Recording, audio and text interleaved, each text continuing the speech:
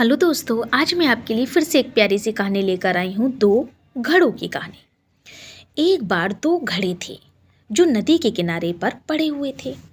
उनमें से एक घड़ा कांसे का था और दूसरा मिट्टी का बना हुआ था।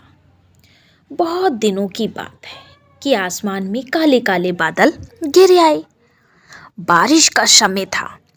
जब भी बारिश शुरू होती थी तो वो कभी बंद ही नहीं होती थी। इतनी तेज बारिश होती थी। लगातार कई दिनों तक बारिश होती रहती थी। इस कारण बाढ़ भी आ जाती थी और नदी के किनारे जो भी चीजें होती थीं वो डूबने लगती थी। इस प्रकार पानी की इतनी तेज धारा थी कि दोनों घड़े आपस में डूबने लगे, आपस में गोते खाने लगे। अचानक नदी का बहाव इतनी तेज होने लगा कि जो कांसे की हांडी थी, कांसे के घड़े ने मिट्टी के घड़े से कहा, अरे सखे, अरे मेरे मित्र, अरे मेरे प्यारे दोस्त, तुम मेरे नज़दीक आ जाओ, मैं तुम्हारी रक्षा करूंगी।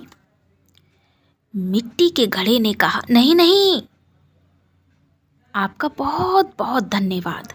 मैं जानती हूँ तुम मेरी रक्षा करना चाहते हो, लेकिन मुझे बहुत डर है कि पानी का इतना तेज बहाव है। यदि और तुम बहुत शक्तिशाली हो क्योंकि तुम कांसे के बने हो, हम दोनों एक दूसरे से अगर टकरा गए तो मैं तो मिट्टी की हूँ, मैं टूट जाऊंगी और टूट के बिखर जाऊंगी। लेकिन तुम कांसे के बने हो और तुम तैर जाओगे। तो समझे बच्चों, हमेशा बलवान पड़ोसी से दूरी बनाए रखने में ही बुद्धिमानी है। अगर मेरी कहानी अच्छी लगे तो प्लीज़ सब्सक्राइब करना।